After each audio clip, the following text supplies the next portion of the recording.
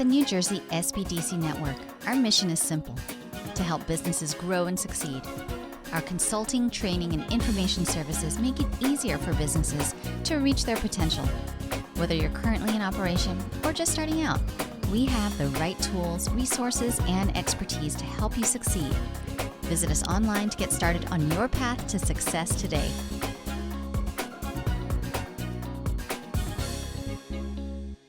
A pleasant good afternoon to everyone. My name is Priscilla Liebert-Calder. I am the event coordinator here at the NJSBDC at Rutgers-Newark. And on behalf of Dr. Tendai Ndora, the regional director, I would like to welcome you to our webinar on websites, social media, and analytics. Actually, what I should have said was Happy New Year to everyone, right? This is the first webinar for 2021 for the SBDC. So I'm happy that you're here. We're happy to get this year started, and I am looking forward to seeing everyone start or grow your small businesses and be a part of your success story. So before we get on the way with our webinar today, let me tell you a little bit about the SBDC for those of you who may not be familiar with us. The SBDC stands for Small Business Development Center. And we are what you call a resource center for the United States Small Business Administration. And what we do are we are the premier provider of business consulting and training services for individuals and small businesses across New Jersey. But particularly to those in Essex County. We're one of 12 centers across New Jersey, each center being responsible for one or more counties. And our county, we represent Essex County. Our center is hosted by the Rutgers Business School and is funded through a partnership agreement between the SBA, Rutgers University, and the New Jersey Business Action Center. The mission of the SBDCs is to help entrepreneurs and business owners start and grow successful and sustainable small businesses. And we do this by providing you one-on-one confidential business consulting at no cost to you. This is paid for by your tax dollars. And we also provide training services such as today's webinars and other virtual workshops. To take advantage of the one-on-one business consulting, and that's where we actually match you up with a business consultant in the in the area that you need most help with. So if you need a consultant with expertise in marketing or in international trade, you needed access to funded, you needed help even, creating your business plan. We have many consultants with expertise in different areas that we can assign to you that can and help you through those issues and provide resources that can help you. And so to take advantage of that service, you simply just need to reach out to your local SBDC office. In this case, us. You can do that by visiting www.rnsbdc.com, which is right there on the screen. And in the top right hand corner of our website, there's a button that says Request Counseling or Get Started, whichever one. Just click on that and complete the form. And within 24 to 48 hours, a consultant does reach out to you to schedule your one-on-one. And the way that works is you are allowed a session with the consultant, at which point they will assess and give you recommendations. And we do ask that you at least follow through on some of those recommendations before you can come back and receive more assistance and more help. We are not lenders. However, we do assist you if your purpose is you're trying to, access capital, or, as we all are going through the pandemic right now, any of the PPPs or any loan programs that are available, we do assist you in getting those applications done and getting your documentation together, making sure that you have everything that you need to move forward. Okay, so as I said, just simply reach out to us on our website, or you can give us a call at 973-353-5950. Um, Now for today's webinar. For the benefit of those attending today's webinar, of course, we've muted the audio here, so we do ask that you use the Q&A feature right here in Zoom. You're free to use the chat as well, but we much prefer that you use the Q&A section. That way we don't lose track of your questions. Okay, and you can track and be aware of whether or not we've answered your questions. Um, so feel free to post your questions, whether during or at the end of the presentation. We'll get to it. And we will be emailing out a copy of today's slide and the recording from today, a replay of today's webinar. And these will be emailed out within about 24 to 48 hours. So it is now my pleasure to introduce to you our presenter for today. That's Cecilia Henderson. Cecilia is our marketing consultant here at the NJSBDC at Rutgers-Newark. She's also the owner of a marketing firm here in New Jersey called WSI Marketing Tech. And so without further ado, I will turn it over to Cecilia. Thank you so much. I want to start to share. So happy New Year, everyone. We're trying to figure out whether the new year really started on Monday or should I wait until next Monday to declare that it's 2021. I'm not sure. It's going to take me about 6 months to move from 2020 to 2021 when I write down the date. I can tell you that. So now let's see if I can share the screen. Well, I'm a host, so let's, okay. Welcome to 2021 technology. Okay. So we are here to talk about websites and social media for small business.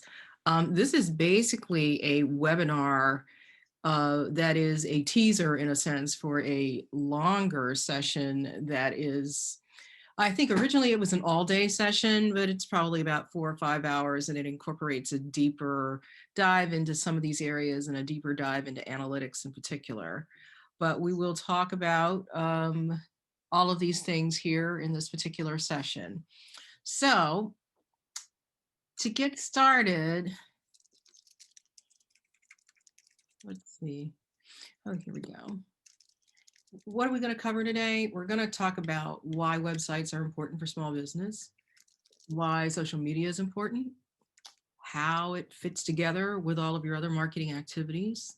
We're going to talk a little bit about key social media platforms, and really what we want to help you do is navigate through the choices that you need to make when establishing your online presence. So if you think of your footprint as being, you can always imagine that it's your website and it's what you're doing on social media, and anything else that's digital, that is your footprint. How do you leverage that, and how do you make choices about what you do given all of that? So why am I talking about this? Because I do own a business actually that is focused on marketing. The name of my business is WSI Marketing Edge, and I do focus on digital marketing, but my overall background is working in marketing for large companies and working at all levels. So the neat part of that is that, I've had experience doing a lot of different things from a marketing perspective. When you work for smaller companies, there are limited budgets and you can't do certain things. We didn't have limited budgets. The other thing is that I've worked with businesses that are selling to other businesses, as well as businesses that are selling to end user customers. And of course, you can reach me through the SBDC. So I wanted to just kind of put this in front of you. I stole it from somewhere. I've seen it in sales meetings from years ago in different forms. The point of this is that this is essentially the journey from somebody being a prospect all the way through somebody eventually becoming your customer.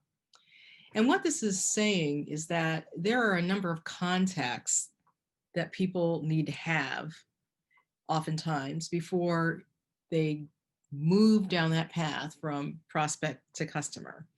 So if you think of this as a sales funnel, at the very top, you have all of these generic people, but as you move further and further down the funnel, what happens is people drop out because they're not interested. And those people that remain are higher value to you. And then more people drop out. And then those people that remain are higher value to you. And of course, from those people, you pull your customer. Now, this is important, particularly when we're talking about services and when we're talking about what they would call considered purchases, where, you know, the value of that purchase is really high. If the value is really high, it's not going to be a situation where you were walking down the street and decided to buy, you know, chestnuts in the city. That's not a considered purchase. It's very cheap. You just happen to be standing there and you recognize that they were there and you bought it. This is when you have to differentiate yourself from other people, when people are holding on to their money because they're concerned about whether or not they're getting the best deal or whether or not they are getting the best quality. And so there are all of these interactions that happen, generally speaking, before they go from somebody who barely knows you to an actual customer, because perhaps they might see you because you met them at a meeting. And then the next time they see you, it's because you connected with them on LinkedIn. And maybe the next time they see you, it's because they happen to see you at a networking event. And then the next time they see you, maybe you added them to your email list. So each of these things that I'm describing would be considered contacts. And what they're saying is that, you know, essentially in the sales world, a lot of times a salesperson gives up after the first call. A call is a contact. And maybe after the second call, you know, very few salespeople will call the third time. So this is something that you have to deal with. The reason why I'm sharing this with you is because when you think about your digital footprint, you have the opportunity to contact people multiple times without actually you being the person that calls. So not all of these contacts need to be in person. In this particular case, because it's sales and because it's Microsoft and it's a considered purchase, yes, that's probably a salesperson having a conversation. But when it comes to real life, we know that those contacts don't necessarily need to be you pick up the phone and call this person 12 times and then eventually they become your customer. No, it's that you called them once, you set up a one-on-one with them, you met them at a networking meeting, they saw you on LinkedIn, somebody mentioned you. All of those types of things are interactions that bring your brand to their mind, in their brain, and that's what we're talking about. And so, as we said, your digital footprint is part of that process, and an important part of that process, because you just are not going to have the time, most of us, to be in front of one person for that amount of time, right? You just don't have it. We don't have it in us. I certainly don't. So the first thing I want to think about is your website. You know, this is really kind of a linchpin type of tool for you, because in your website, you really are putting the essence of your business. It's representing you without your being there. So when you think about your website, you have a number of considerations. The first is, who are the people that you expect to come to your website? And that is driven by who your audience is. So maybe you shouldn't have expectations, but you should have desires. So if you were starting from scratch, who would I like to have come to my website? That's really the question that you need to answer. And what are their expectations when they get there? So if I think that I'm going to be selling stuff on my website, maybe their expectations have to do with how smoothly a transaction can happen. And then the other thing that you need to be thinking about is, what are your competitors doing? Because if somebody comes there, they've chosen to come there over and above someone else, or they've gone to another site and they're making a comparison. So you want to understand maybe what is the baseline of performance, or how will your performance differ, or do you want your performance to differ? All of that is part of the consideration in looking at your website. So I think, as I said, it's your linchpin. It's like a foundational piece, because your website actually can serve to communicate the story of your business in the way that you want it done. It describes you, describes your services. helps you make your differentiation clear. And you can do a lot of different activities with a website. You can provide customer information, like you can put a blog on your website. You could enable a widget so that they can make an appointment with you. They can buy things from you if you sell things. They can link to your social media sites from your website. So think of your website as being kind of a hub, or think about your digital footprint as almost being like a net, a spider's web. Things are going to be connected. People are going to be able to go from making a purchase to going to perhaps a Facebook page that you have, or going to an Instagram page, or even to Pinterest, and back and forth. And, I always think of this as your website can sell for you while you are sleeping. So it just doesn't matter that you're there, but you want to have it clear enough and succinct enough and focused enough so that while you're sleeping, a transaction could happen or a decision could be made. What's that decision? That decision may not be a transaction. It could be, I'm going to call for an appointment, or I'm going to fill out this form and request an appointment, or I'm going to download this piece of information that I want. All of those are indications that somebody has expressed interest in you. I'm sorry, I'm having a bit of a lag when I ask my slides to go to the next one. So there are a lot of hurdles when it comes to websites, and I'll tell you that the biggest ones that I hear when thinking about a website, whether it is a website that we already own that we need to maybe update because we got it in 1995 and people don't go to those kinds of places anymore, or I'm totally new and I need to have a website. But the biggest things are, what do I say? What do I put on this website? And what do I not need to put? Now, some people never make a decision about exclusion, but that's an important decision as well. The point is that your website really does not have to be complex. In fact, the simpler you are in your language and the simpler in what you're asking people to do, the better. Thing is, you do want to focus on the visitor, your customer. You don't want to think as much about all the information you want to shove down their throat. You need to think about what they are looking for when they come to you. So it's good to be able to take yourself out of your shoes and put yourself in their shoes when you're looking at something like that.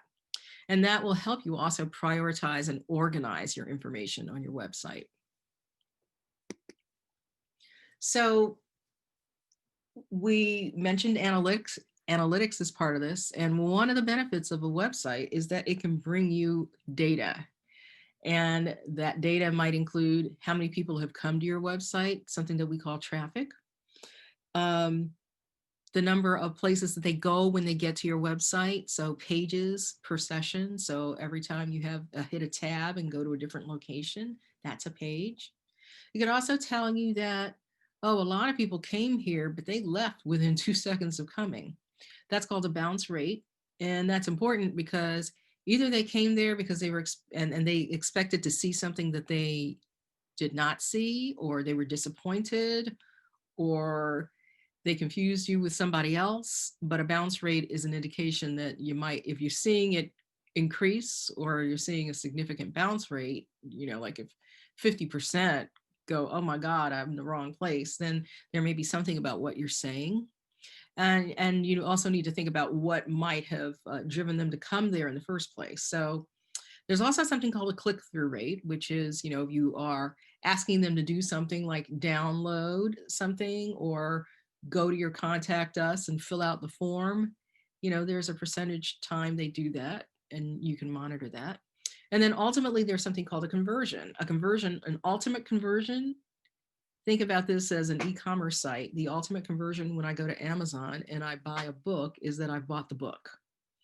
But there are other conversions that you can have. So if you're not an e-commerce site, a conversion might be somebody filled out the form and asked for a follow-up call.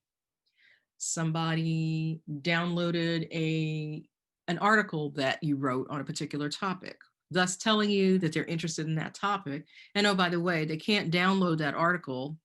In a perfect world, they should not be able to download that article without giving you their email address.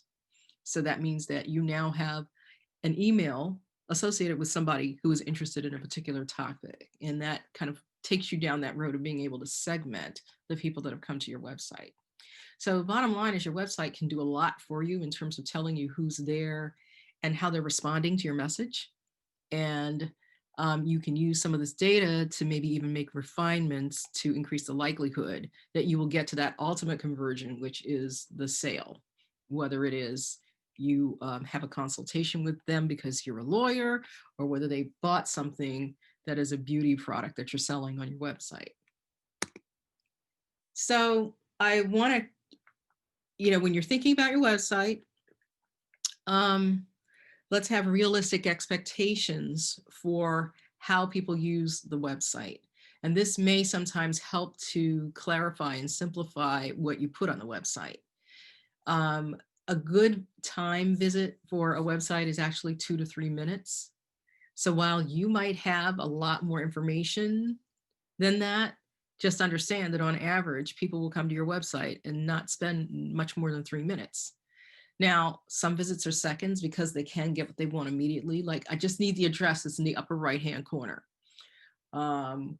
And other times people are doing training, and maybe you are hosting an e-learning platform on your website. That is going to be a much longer type of dwell time on the website.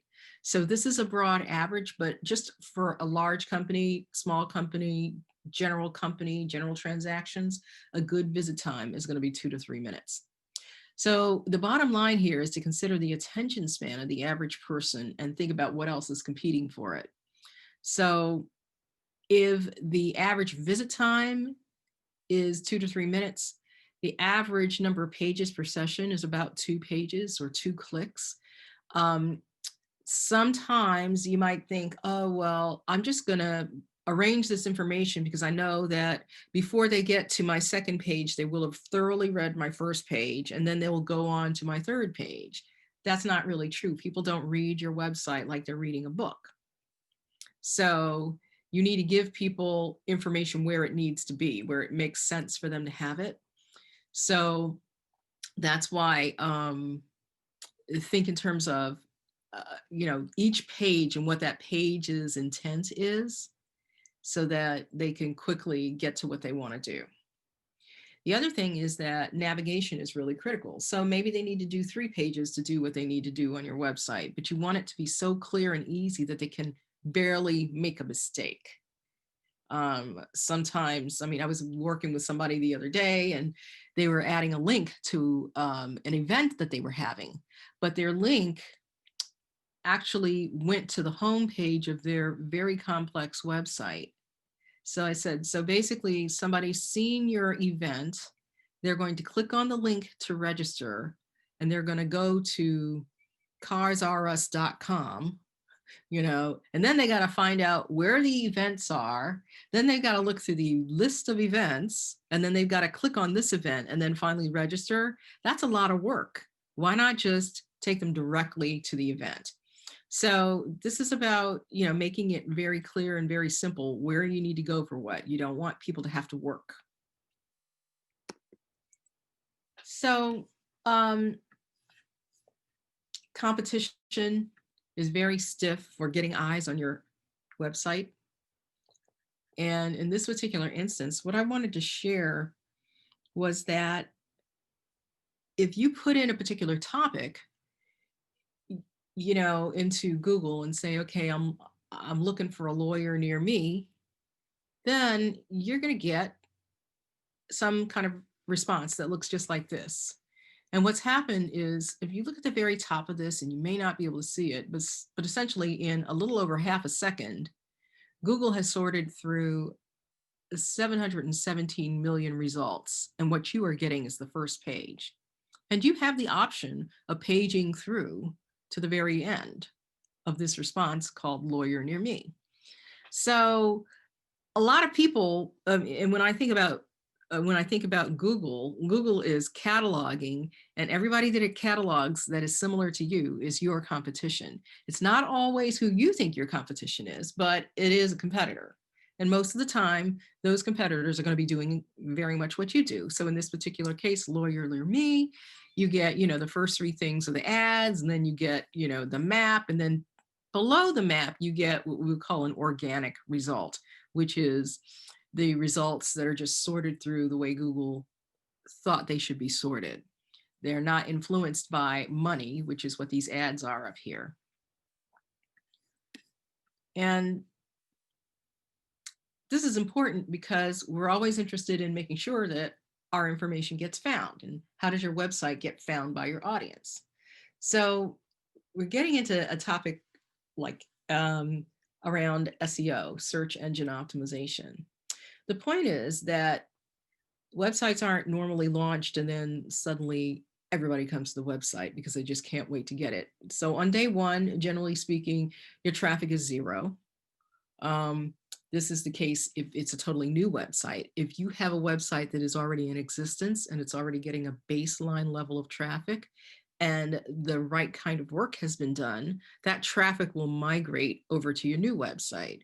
If you have no website, the only people that come to your website are the people that you told about your website. So, your mom, your dad, your aunt, all of those people come to your website, maybe everybody that works in your company, but it's a very small number of people. And the trick is trying to make sure that more people find it when they are searching for businesses like yours.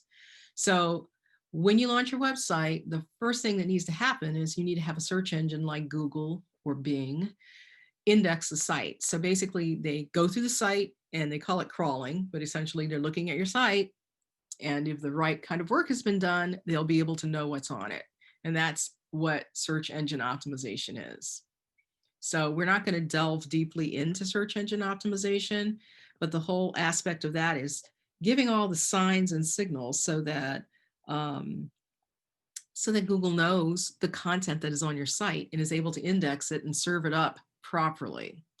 Now, search engine optimization is trying to increase the likelihood that your content gets shown higher up in the results. You don't want to be number 717 million in results. You'd like to be number 10 at least. Number 10 is the last organic number on the first page of the results. Now you have to earn that. That doesn't happen overnight, and it normally does not happen as soon as you've launched your site. But now there are other ways that you get found by your audience, and that is through paid advertising. And remember, I showed you these up here, these folks up here paid to be there. That is the fastest way to number one, assuming that you bid enough for the privilege. And then the third way to get found by your audience is, in fact, having a social media presence. Because remember, I told you about the spider's web? Well, if they found you on social media and they went to your social media pages, your pages may have your website on it, and they can click and learn more by going to your website. So certain considerations before we move off of this and kind of morph into social media, you've got to think about what your skill set is, because here's the thing, your website, I'm sure many of you are grappling with, well, what platform should I use? Should I do it myself? Should I have somebody else to do it? You may think that it's expensive to do this, or maybe it's not expensive, but you've got to think about how you want to manage getting your website done. So you may need to make a choice about whether you try something that's DIY or whether you outsource it to somebody who knows what they're doing. Do you want to, the other thing that you need to think about with your website, and this may also influence, what kind of website you have, which is, are you going to be doing any e-commerce on your website? And how much e-commerce? It's different if you're selling 25 products versus 25,000 products.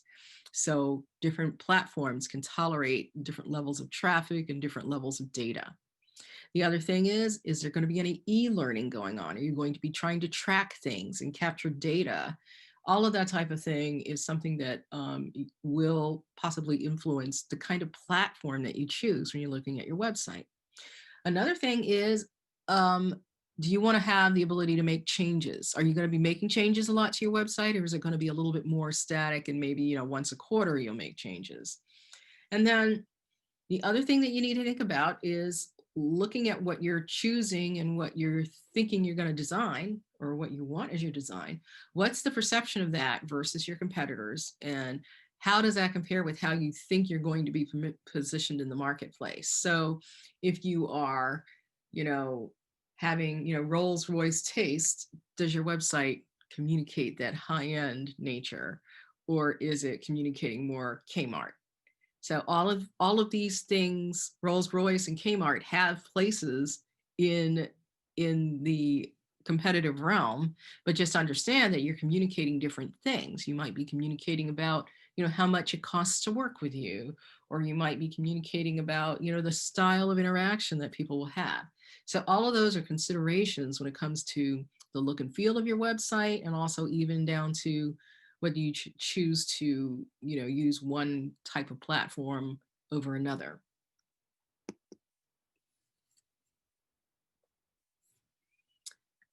So just basic stuff. And I know this is probably pretty basic for many of you, but I always start here because it can be confusing for those that are really new to this. There are several components that you have when you're thinking about your website. The first is that you have to have an address. Your address would be also known as a URL, the www.ionawebsite.com. Now, this is not something that you permanently own, but you actually have to pay for it and you have to renew it. Do not make the mistake of not paying for your URL when they tell you that your time is up and you need to renew it, because somebody will camp on it and you won't be able to get it back. You also need your content that you or somebody else creates. You need a place to put your website, which is hosting. So like a very popular company is GoDaddy, but a lot of places can host your website. You need to have a place to put it, unless it's a platform that is solely in the cloud, but still it's kind of hosted because they have it partitioned off for you. And then eventually you're going to have maintenance. Sometimes people do this on a monthly basis. Other times they wait until there's a problem, but you will need to update periodically your website, even if it's only because maybe a team member changes that you've highlighted on your website. Now, another thing that I wanted to talk about is we've been talking about platforms, or around platforms, because I was talking about, you know, we'll think about the types of things that you want to do with your website, and that'll determine the platform that you use. This is another term for platform, but CMS is the lingo, and it means content management system. In other words, that content that we talked about that you need to have for your website, how is it organized? And is it organized in a way that somebody can easily go in and make changes? So when we look at different kinds of content management systems, WordPress, which many of you may have heard about, is probably the most commonly used CMS out there.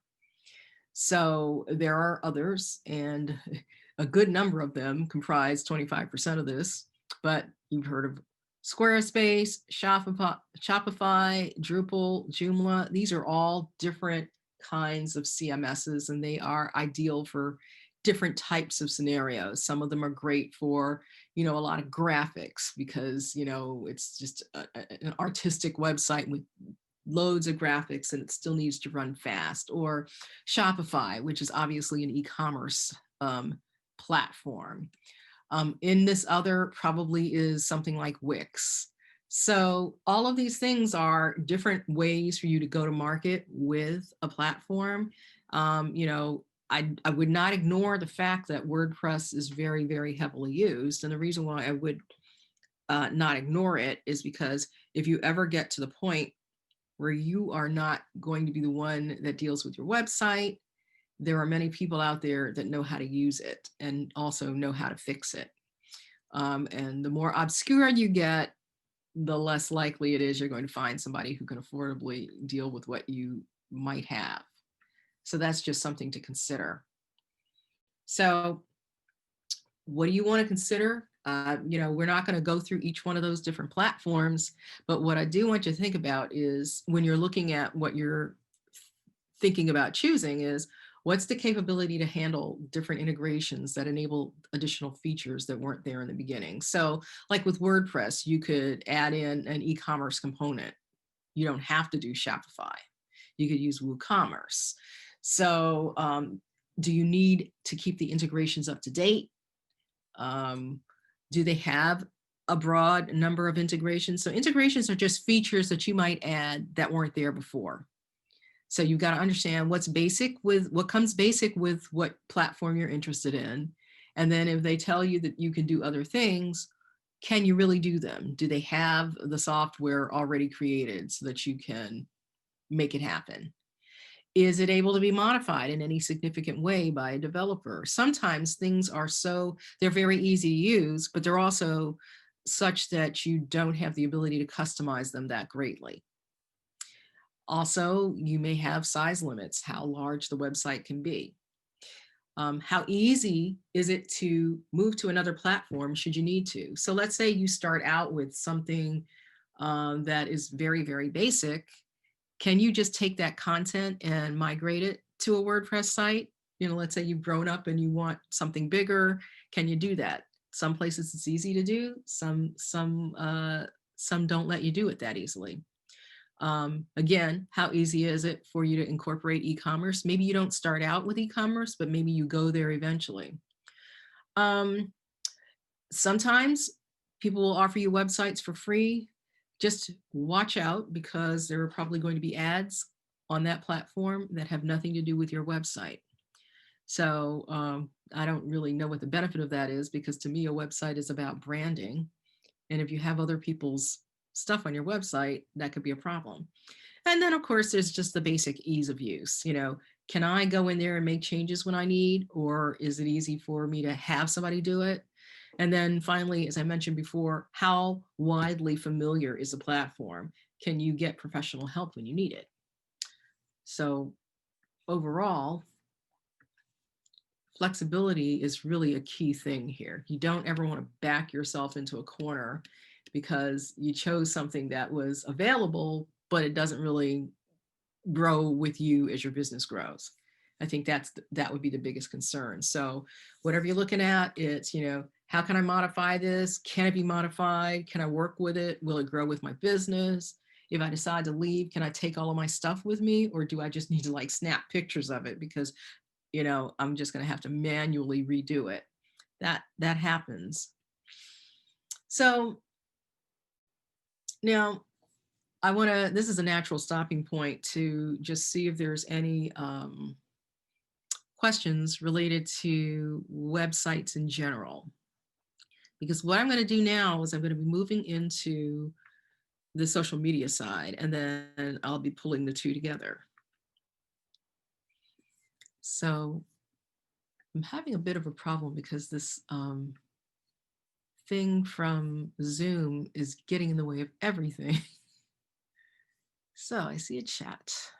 I'm just going to look and see if there's. I don't see any questions in the chat or the oh, we have one from Shani Marie. Sorry. Okay. Shani Marie, can we get a replay? Shani Marie, I addressed that earlier. Yes, so a replay will be sent out along with today's PowerPoint presentation. So how important is mobile? It's funny because Vipin, when if you saw the slide that I put up when I put up website, there was actually a mobile phone. There was no desktop. There was no laptop. Mobile is assumed. So mobile optimization is key. In fact, Google has adopted a mobile first strategy. So if your website is not mobile ready, it will appear lower down in the results than a similar website that is. So why is this important? Because many people, in fact, some people would say most people are using a mobile phone to surf the web. When it comes to just casual going to the website, men tend to actually use their phones far more than women. And when you're doing mobile, speed is very, very important. So I think that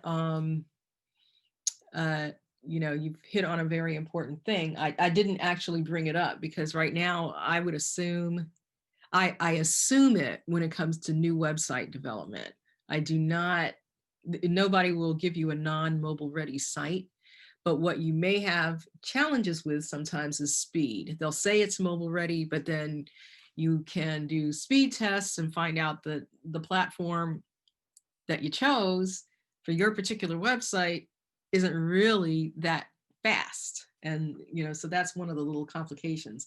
I have diagnostic tools that will tell me a website is mobile optimized, but the load time is slow.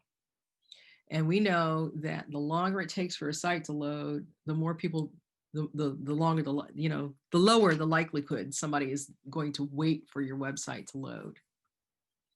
So, we talked a bit about this website. Oh, here's another. Is there a service that tests websites and points out areas? Well, you can go to testmysite.thinkwithgoogle.com or something like that. So Google does a test, and they do a speed test, and they do a mobile optimization test.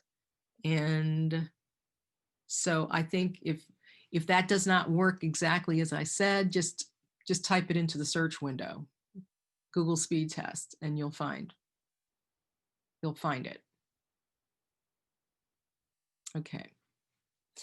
Cecilia, can I add something too? You can also use gfmetrics.com, I think, and that will give you point out areas of improvement for your website as well. It's a free site. It will tell you everything that's wrong.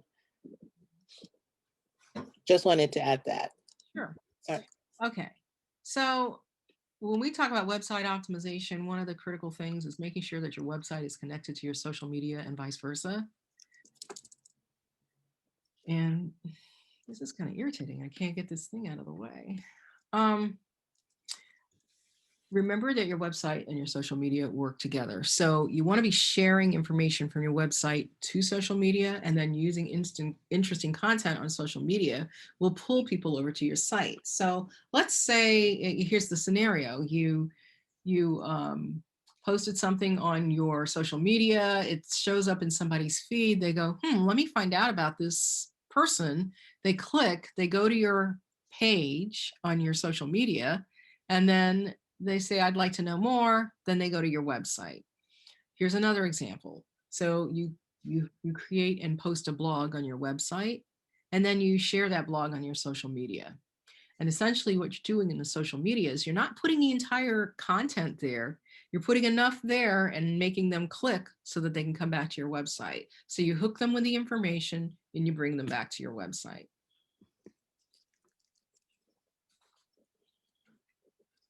And now my friends, social media, because this is always the bane of existence. It's like, which platform do I choose? What am I going to say? There are all kinds of issues related to social media that people have. And I just want to do one more click because I thought I saw the Q&A light up again. Could you please type the name of the speed test types? Okay. Priscilla, can you do that? Yeah. Okay, thank you. So how do you decide which platforms to use? Good question.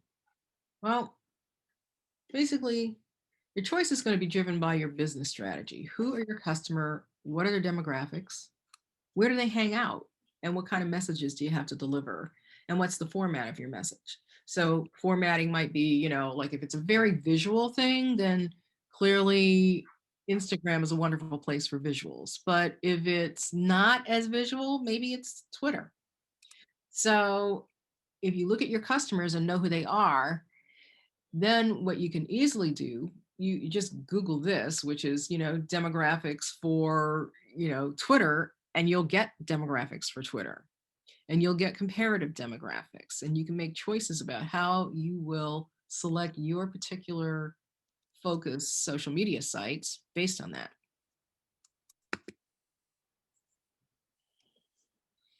So why social media? Well, basically, I think that you have a lot of different opportunities when you're using social media for your business.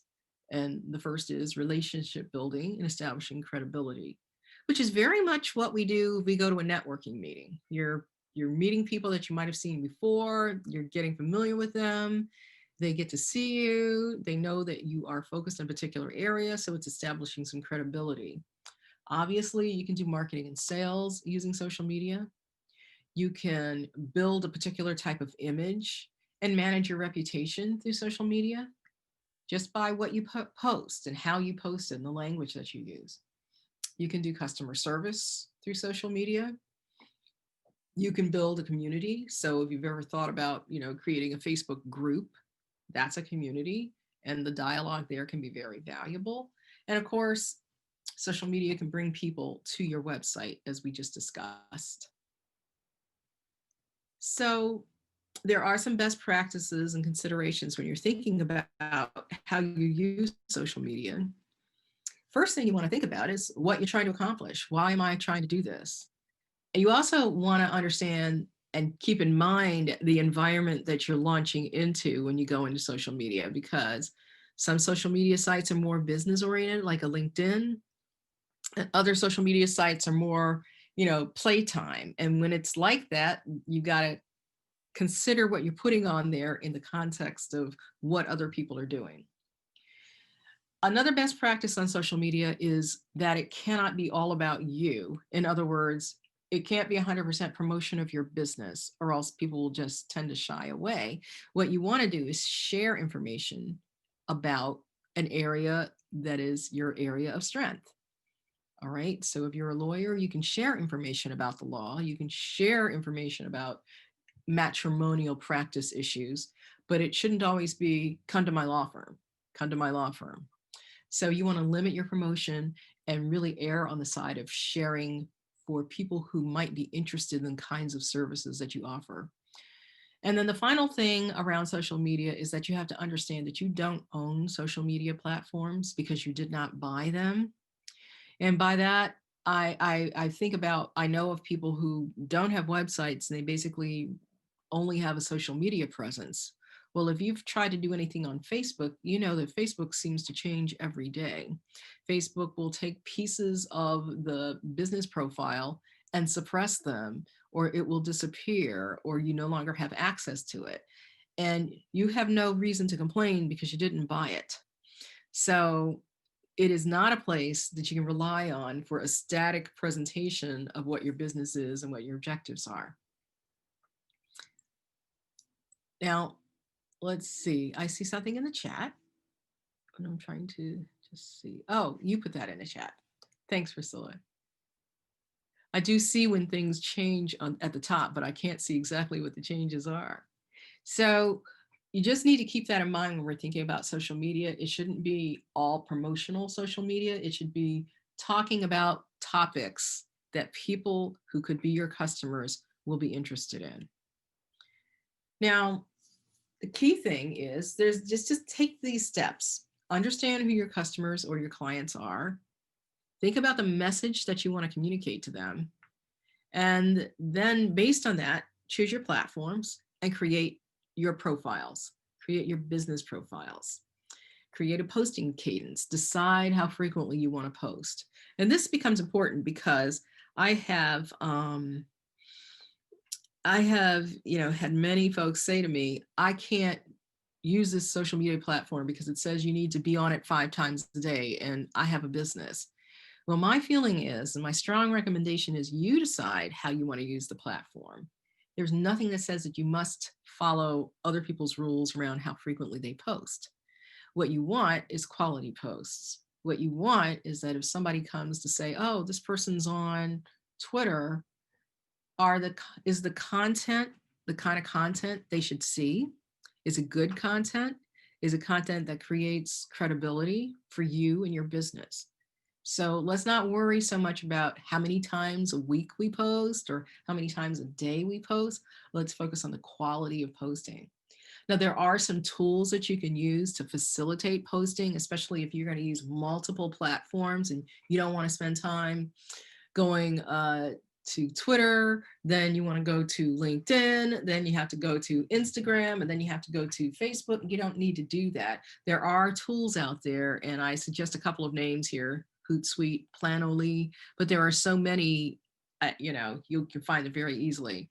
And they will allow you to hook your social media platforms up to that one tool, and you can post centrally. You can just post it once, and it's disseminated to multiple platforms. So that is an ease of use thing. But, for those of us that are just getting started, just pick one or two platforms, or pick one platform and get comfortable with that before you start to get more complex. So social media is a tool for you. You should not be a victim of social media.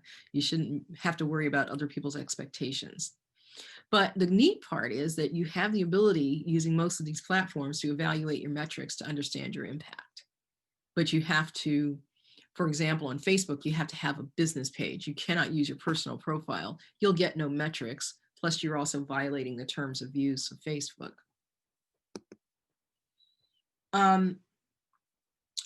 I want to introduce this concept because this kind of runs throughout both websites and through social media, and it's organic reach. I mentioned the term organic before, and I told you that there are 10 organic results on the first page of a Google results page.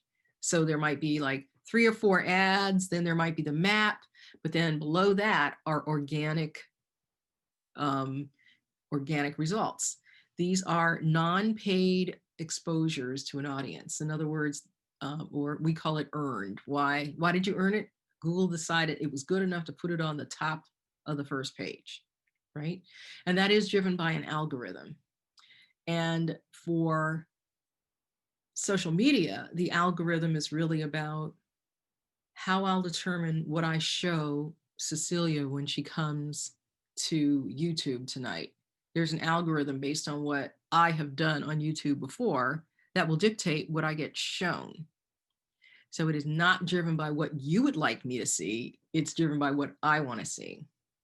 Now, the other opportunity to get reach and get exposure, because the big thing is organic reach. Why? Because you would say that it's free. It's not necessarily free, because you may have to pay in order to get some of the things done that will earn you your way to the top. But there's directly paid reach too. In other words, you take a post and you put money behind it, and it's basically an advertising post. So you got organic, which is a way to reach people, and you got paid, which is another way to reach people. So remember, back on the website, there's organic results that you get you on the first page because you earn the right to be there. And then there's the paid way, because you bid on the right terms that people were searching for. So on the social media side, it's organic, which is driven by the algorithm. And then there's paid, which is driven by the fact that you paid to get in front of a particular audience. So the algorithm is basically a formula. It's how a platform, whether it's Google, LinkedIn, Twitter, how it decides who will see what you post. It's a set of rules that they follow. It's proprietary. They have no need to tell you what it is. We have things that we can guess. And essentially, the algorithm is learning from what you do on the platform. So as I said, when I go to YouTube tonight, YouTube is going to show me stuff based on what I've looked at before, based on what it thinks I might be interested in. So why does YouTube do this? They're doing this to give visitors an optimal experience that meets their interests. Unfortunately, it's not to make us as business people happy. So I think, well, gee, I have a Facebook business page and I've made all these posts. Nobody's reacting to them. Nobody's seen them. I wonder how come. They should be showing my stuff to more people. Well, maybe not, because basically if the people who are following your page are not really interacting with similar content, and they've shown no real interest in that particular topic, then Facebook is not going to show them more of that, because Facebook wants to keep them there for hours. And we don't keep people there for hours by showing them stuff that they don't agree with, or that doesn't make them happy, or that they've never seen before, with a low likelihood of liking it. Let's just put it that way. So the algorithm is all about predicting your behavior and saying, okay, this is going to make that person happy. And one of the things that I want to talk about before going into the more accepted or broadly known social media sites is Google My Business. And the reason why is because Google My Business is a Google tool, and it's an easy tool for businesses and organizations to manage their online presence across Google, including Google Search and Google Maps. By filling out a Google My Business page, you will get yourself, if you are a brick and mortar business and want to be found, you'll get one of those little things with a little map that shows where your business is. You can tell people what time you're open. There's lots of things that you can do with a Google tool. So it supports your business being found by this particular search engine. It supports your business being included in Google Maps, which is obviously heavily used. It allows you to highlight your services so people can click on your listing in Google and see your services if you filled it out. You can even do transactions using Google Pay. Google highly values any reviews that people put there. So if your business is well reviewed on Google, that will help your search engine optimization. So basically what you do is you go to www.business.google.com to sign up, and you create a profile. You need a Gmail address in order to do this. And if you don't have one, get one. So I think this is one of the best tools that you can have, especially if you're a local business, because it'll get you on the map. So this is a case in point. I Googled Dr. Frank Ferrara, and when you Google him, maybe you get some website addresses. These are organic results over here, all right? Because it's a doctor, you get this COVID-19 alert. Just dispense with that. At some point in 10 years, we won't see those anymore. But the more important thing is that you get this little panel over here. And this is something that he gets because he has a Google listing. He hasn't necessarily claimed his listing, but he's got it. So you'll see that there are images that come from his particular practice. You see a picture of what it looks like outside of his office. And here's his little Google map. We also have hours, his address, and he has 1 5-star Google review. So once you get your Google listing, you can ask your clients and customers to give you reviews and place them on Google. It will rank highly. I mean, what I mean by that is Google likes Google reviews. Let's just put it that way. So again, I cannot emphasize enough how important it is to go through this process. One thing, some of you may not be brick and mortar businesses. In other words, you may have a virtual business. It's not important for somebody to come to your office. You may not have an office that is outside of your home, and you don't want visitors. It is possible to have a Google listing even without putting your address. Basically, they have this concept as known as service areas. And that could be like if you're a plumber, plumbers don't have offices necessarily, but they might say, I service all of Essex County. So there's a way to manage that. I want to move into Facebook because obviously it's the world's largest network, and clearly it owns a high share of visibility when it comes to social media. And I'm just going to go through a few of these pretty quickly so that we can just get the lay of the land, and you just get exposed to them and you make a decision. And we'll talk about maybe how to make decisions around whether or not to use them, and then how to control your time and how to control how you interact with your website and these sites. So here, obviously, we know about Facebook. The reason why we care about it is because of all of the users. Facebook really is the behemoth, the be all and end all when it comes to social media. A lot of people have very strong feelings about Facebook, but the bottom line is, if you want to be in the public square, generally speaking, these folks are on Facebook. It's kind of hard to have a demographic that's not represented there. There are other demographics that might trend younger or trend wealthier, but when it comes to Facebook, you're really getting pretty much a good cross-section of people. 68% of people in the US, adults, are on Facebook, and 51% of them use it several times a day. So that's fairly intensive use by a large number of people. And 30% of internet users overall use Facebook more than once a day. So a good number of people say they get their news from Facebook. So it's not unusual then to see other content aside from what your cousins are doing. So if you're getting your news from Facebook, you can get some education about, law from Facebook. So it's what I'm trying to tell you is that it's not out of place to have business-like messages. What can be a problem is if all your messages are buy from me, buy from me, buy from me. You want to be sharing information that makes that potential prospect a better customer of yours. So you can see some basic information about demographics. I mentioned before that Facebook has different environments. So I told you needed a business page, which is different from your personal profile.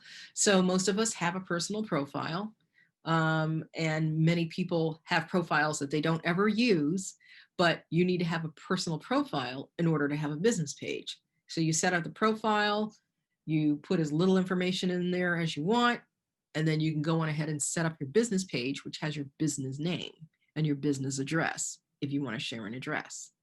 The other thing is that there is the option to use groups on Facebook. So through a business page, and I think even profiles can do this, you could have a group that is focused on a particular topic. Just understand that groups require your time to moderate, because usually groups have rules. Groups are there so that people can converse, and depending on your topic area and the type of target audience you have, you may require more or less moderation depending on how professional and what your expectations are. Because remember, if that group is associated with your business, then it's reflective of your brand. And so you should care what goes on in that group. It should reflect your brand.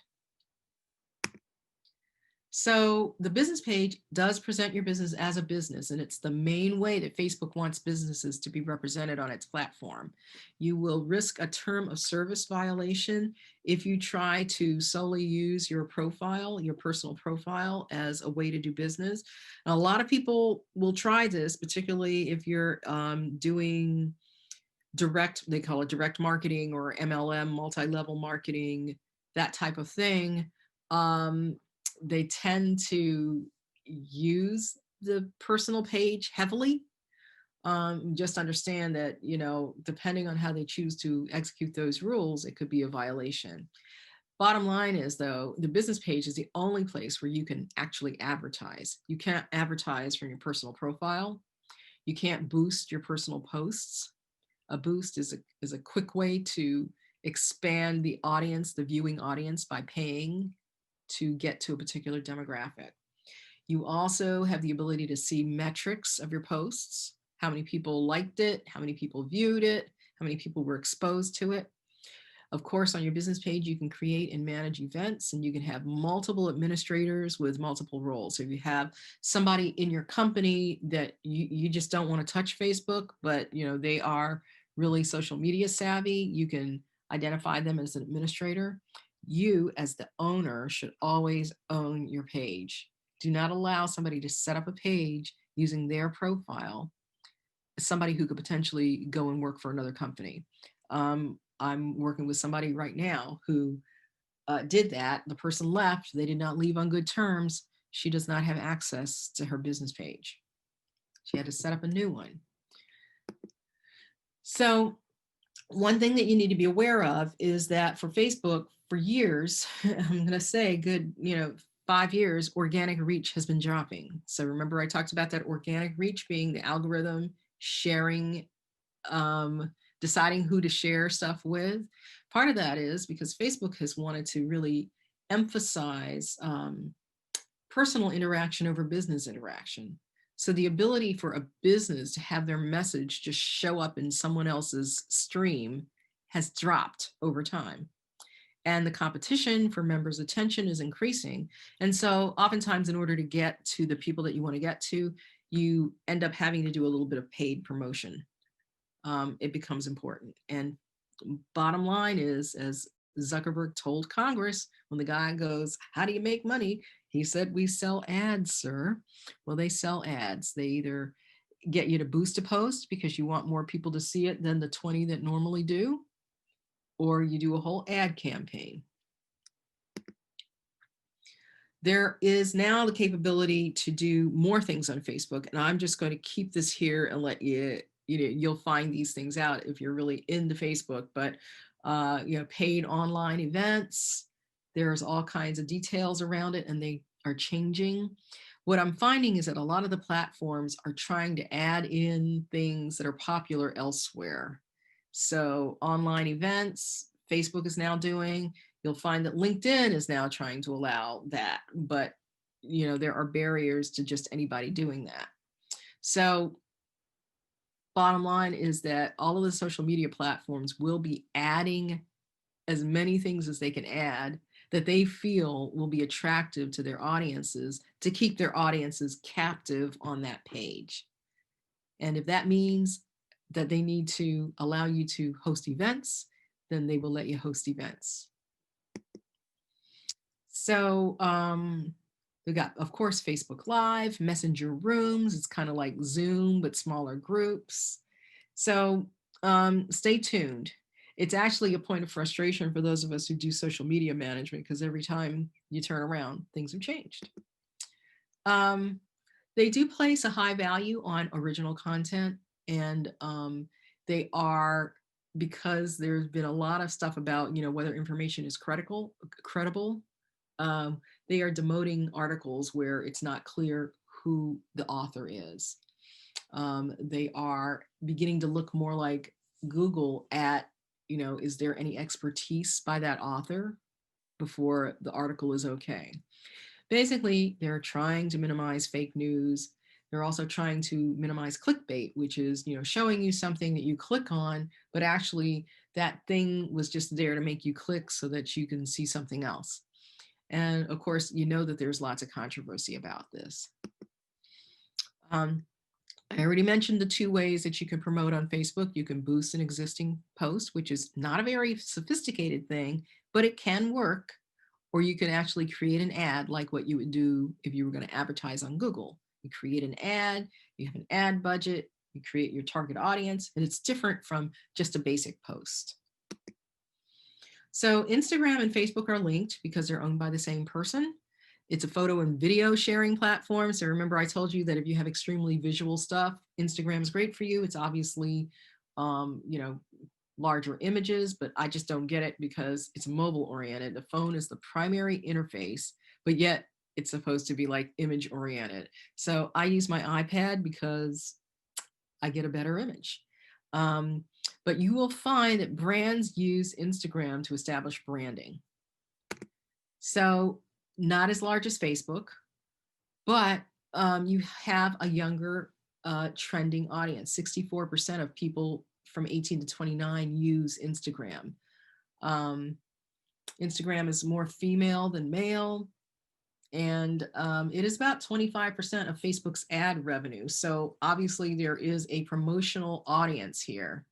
80% of people that are on Instagram actually follow business accounts. So Instagram is a platform that makes sense if your target audience is there, to have some messaging there because they're used to seeing it. So once again, this whole thing about, social media is not a place for business messages.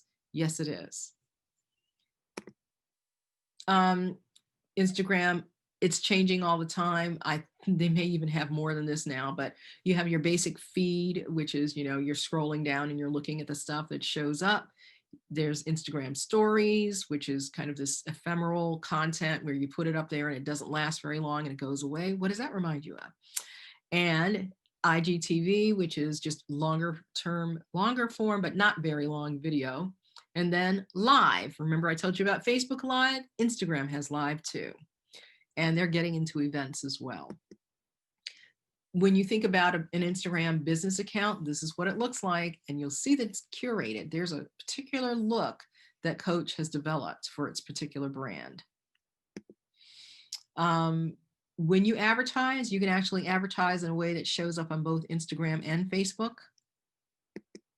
And there are new features, again, coming out every day. So we've heard of TikTok, which is that short video content. Instagram now has Reels. So just with any of these platforms, one of the reasons why I would suggest that you not try to do 5 platforms new at the same time is because you want to get comfortable with a platform, even to the point where you even recognize that something is new and wasn't there before you start now trying to go to a next platform and understand that platform, because maybe the new thing just doesn't make sense for your business. So you really need to be able to take these things in stride and decide, okay, am I going to spend time worrying about Reels, or am I just going to basically get my basic Instagram posts out there? And that may be the best thing for you. LinkedIn, want to highlight that because obviously running a business, LinkedIn becomes important. But LinkedIn is important for different reasons. In other words, your clients may not be on LinkedIn. And if they're not on LinkedIn, maybe you do different things on LinkedIn than you would do on Facebook, right? So it's a professional network. You can follow your competitors or large company pages that operate in the environment they're in. So I think sometimes of social media as a way to do research, competitive research, and just learning about your industry. It's not always going to be beneficial for you to be on a platform, but you might find that you learn from a particular platform. So not a lot of users, just 177 million users in the US. They're not intensive users. Half of them say that they're on it at least once a month, okay? That's not heavy use. And just if you go all the way down to the bottom of this list, because you'll get a copy of these slides, the average user is only on it about 17 minutes a month. So this is not an intensively used place. However, it does have utility for some businesses. So they're going to have LinkedIn Live, as I talked about. And that's something that you have to apply to be approved, because LinkedIn is more professional. They don't want people selling jewelry, I guess. I don't know. So YouTube, we all know about YouTube. A lot of people are using it. So when you advertise on Google, for example, you can actually expose yourself to YouTube and get YouTube placement, not a video placement, but a static placement on YouTube. So 73% of adults are using YouTube versus 69% using Facebook. So that is the reason why YouTube is important to you as a business. Again, a mobile experience. We talked about how mobile optimization is very important. We've already talked about Instagram as being a primarily mobile platform. YouTube definitely is a mobile platform. So Twitter, another one. I don't know necessarily, for example, that I know clients that their customer base is not on Twitter, but they are on Twitter. Why? Because they can actually find stuff out on Twitter. It's, I'm going to summarize because I did other work on Twitter, and basically they said Twitter users are basically wealthier and more educated than average US person. You wouldn't think that, but that is basically the case. They tend to trend young. They do use it to get the news. They are intensive users, using it multiple times a day. So it really depends on whether your audience is there. And I just put this for entertainment. Twitter accounts with the most followers worldwide as of May 2020. Barack Obama, followed by Justin Bieber and my good friend Katy Perry. So these are people who tweet multiple times a day. But remember, they have a staff. We're not going to necessarily be doing that. But I would say that with Twitter, you have the opportunity to follow different people in your industry and thought leaders. So think of Twitter not only as a tool to communicate with your customers, but to learn more about your business and your competition. I really don't probably have to tell you much about TikTok. All of the data that we have on how people are using social media sites is probably going to have to be updated significantly after about a couple of months now because of the pandemic. Because before probably December of 2019, I actually put TikTok as, okay, teenagers use it. It's like Snapchat. And we started to see a little bit of innovation for marketing folks using TikTok because of the short video and music template. But then it seemed to take off. Why? Because people were home and they didn't have a lot to do and they were looking for things that were interesting. And so I think all of these numbers about 37% of people never having heard of TikTok, I don't think that that's the case anymore. But remember, this was in October of 2019, in the olden days, we should call it. So, at the time, actually, and I remember this was actually put together right at the time when we were about to not be able to use TikTok because TikTok was from China. I think TikTok still exists, so let's just move on. So, as I said, you can find many other platforms out there, and you can find data that tells you what percentage of people use these platforms and also what ages are concentrated on these platforms. And that is going to drive a lot of what you choose. So if you're going to look at this list over here and go, oh my God, I should be on all of these. No, you shouldn't, because you have a life too. So you need to choose the ones that will cover the most of your audience and also work well with you. If something is a problem for you, then don't use it. So I think when you think about, all right, how am I going to start? What am I going to do? The first thing is to understand who your customer is, understand what your messaging is. You want to identify where are some places that I can bring or share information about my particular business, and just get a list of those places, because you're going to start using them when you start to share information, no matter what platform you use. I strongly recommend that you create or claim your Google My Business listing. You may find a listing for your business that you have never claimed. Google will automatically create listings, but you can go in and claim it. It'll ask you, do you own this business? And you can say yes, and it will verify that you own the business. So make sure that you grab your Google My Business listing.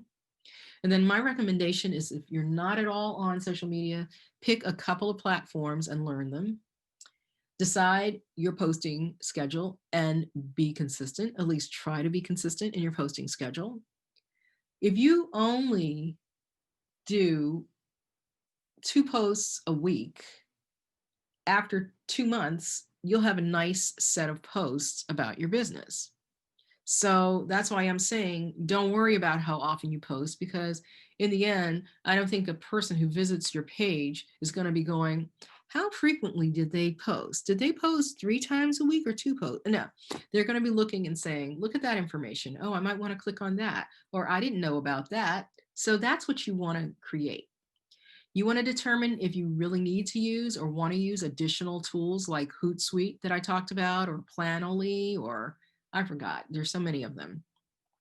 And then track your performance and learn from it. So again, this is assuming that you're using business platforms and you've enabled tracking, and learn from it. Understand what kinds of posts seem to do well, what kinds of posts get shared more, what kinds of posts get more reaction. For example, I can guarantee you that if you do one post, same topic, same words, but your image is a video on one and your image is static on the other, that the video is going to get shared more by any platform. And then based on what you've learned, start incorporating changes. So I want to stop here and just see if there's any questions.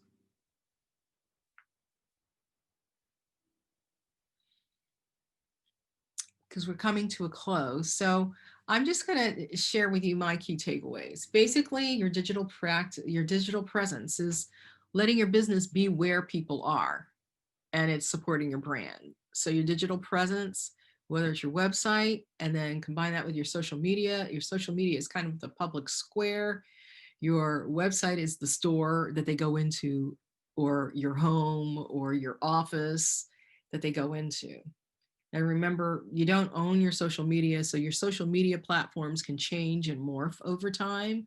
So you've got to be careful to incorporate whatever they've done or recognize that maybe some features are missing. But remember that your website speaks for you when you're not there.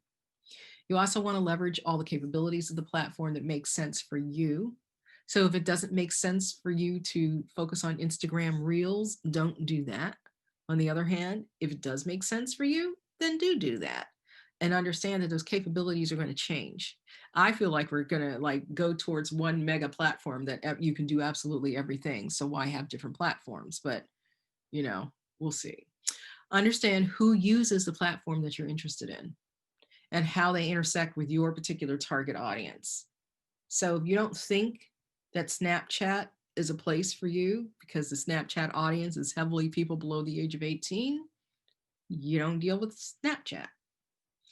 Also, make sure that you understand that there's lots of competition for people's attention, so you need to assume a short attention span. And then you want to make sure that what you're doing on social media is aligned with your other marketing activities. So we haven't talked about them because this was about your website and your social media. But if you're doing snail mail, like you're putting stuff in the mail, you've got flyers, you've got a sales force, and then back to your website, all of that, you know, I always joke to say that, you know, like if you are saying that you are a vet and you take care of dogs on your social media, but then your website, you're going to talk to people who only deal with cats. That just doesn't make any sense because all of the traffic between the two is fluid. So the point being that you need to align your messaging and make sure that you're not contradicting yourself in one place versus the other. So now it's question time.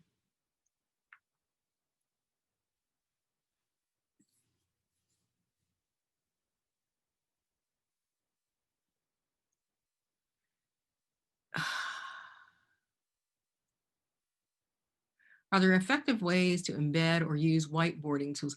Can you unmute yourself? Because I need to know more about what you're talking about. Vipin? Do you know how to unmute yourself? Let's see if I can unmute I'm you. gonna, who's asking the question? I'll give them that um, Vip- capability. Okay. I'm gonna allow to talk. There you are. Hi, can you hear me? Yes. Hi. So I was thinking of when I say whiteboarding tools, sorry for that phrase. There are tools which help you design simple educational content. So if it's a very basic educational message that I want to send to my clients, and I don't want to put my face on the video, I'm not that good looking anyways to begin with.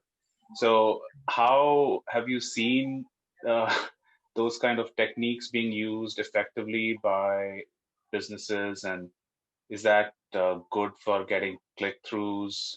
Does it resonate with the users? If you've seen any research out there?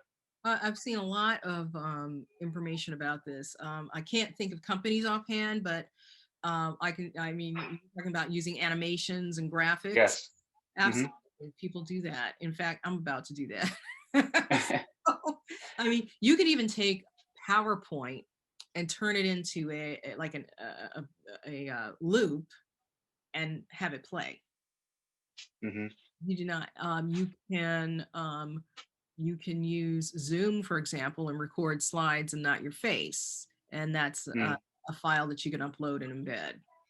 So video is always going to be better. It's just, you know, obviously the algorithm is driving towards keeping people entertained. Video is very strong in that area. So as I said, all of this, you don't have to use your face, not at all. Yeah, But there's perfect. wrong with what I can see of your face. So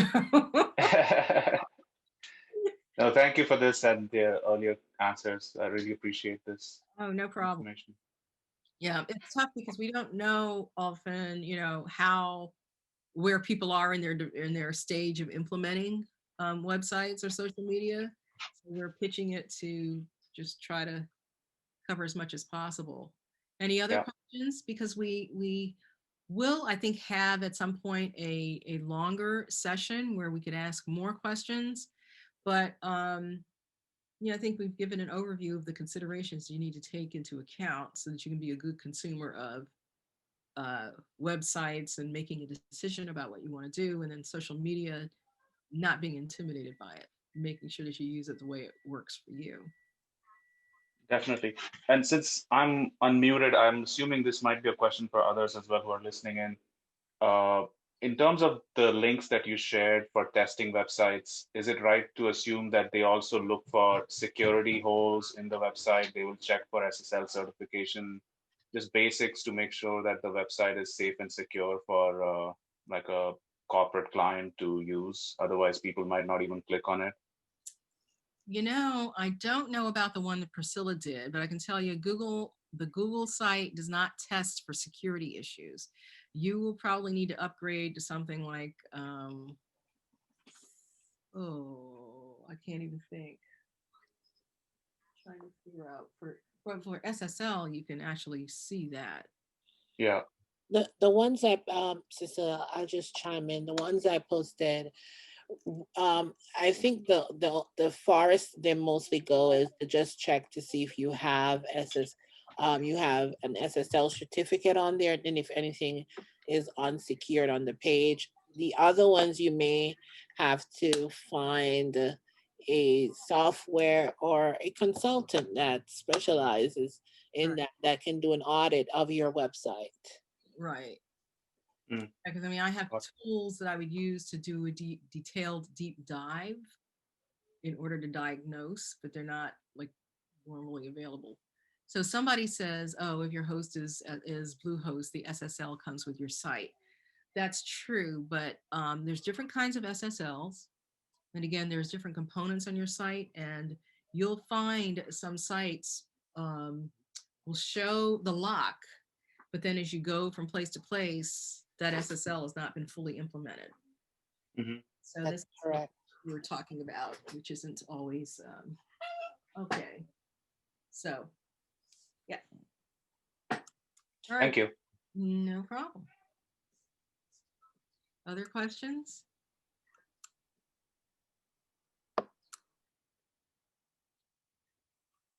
We're going to close in just a bit, so I'm just going to do a last call. If you have a question, feel free to post it in the chat. We put a little poll on here to just basically have an idea of how many of you have websites and which social media platforms you're interested in, and help to inform our decisions moving forward with what webinars or programs that workshops will add moving forward in the year. So I do appreciate if you can take a minute to just participate in the poll that is now on your screen. So before we wrap up, do we have any last questions?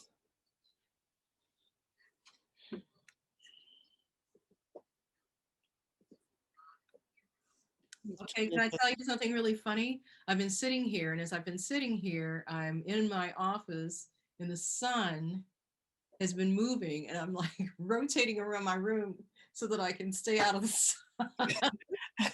I see that. Now moving over here, and I've been joined by my co-host, Sammy. Okay, so I don't see any further questions. Cecilia, do you have anything to add before we wrap No, up? I mean, if you guys need a consultation, take the SBDC up on the ability to have a consultation for your business.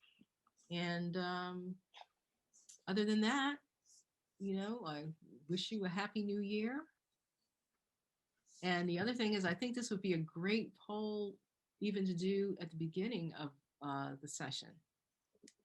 Yeah, yes. Let me put our information up on the screen for those that are here. Is it being displayed? I hope everyone can see it. Okay, so as Cecilia mentioned earlier, this was an overview of what we call a full day, but now since we're all our webinars are online now, our workshops are online, it's usually 5 hours. We don't want to be cruel and have you sit in there for 7 hours straight. But we do have a lengthier workshop where we go a lot more into detail into some of the topics covered in today's webinar. Um, I'm so sorry. It was, I think if I'm not mistaken, is it the 19th, Cecilia, or the 15th? I think I'll tell you in 2 seconds while you. My apologies. I didn't have my calendar in front of us. But that workshop, Cecilia will give us the date in just a minute. It is from 9 to 2.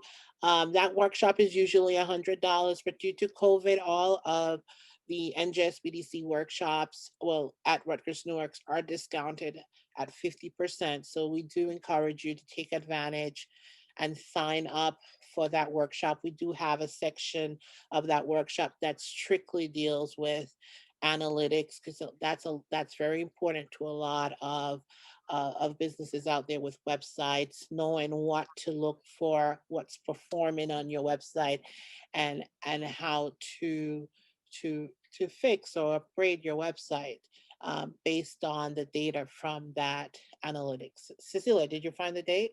I am actually onto the website because I'm not seeing where I thought Okay. I. So feel free to just visit our website at www.rnsbdc.com to register for that workshop if you're interested. It'll take you to Eventbrite as well, as most of you did register there. So you can also visit rnsbdc.eventbrite.com.